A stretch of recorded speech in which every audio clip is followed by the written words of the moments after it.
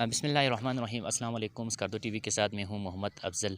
इस वक्त मैं मौजूद हूं शहीद सानह पेशावर अली मुर्तज़ा शाद के घर पर, जहां उनकी जसद खाकी पहुंच चुका है और लोगों की बड़ी तादाद उनकी आखिरी दीदार के लिए यहां पर जमा हो गए हैं।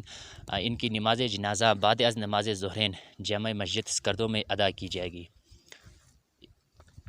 इस वक्त जो मनाज़िर आप देख रहे हैं अपनी स्क्रीन पर, ये अली मुर्तज़ा शाद शहीद के घर के मनाज़िर हैं, जहां पर इनकी जसद खाकी पहुंच चुका है और लोगों की बड़ी तादाद उनकी आखिरी दीदार के लिए जमा हो गई।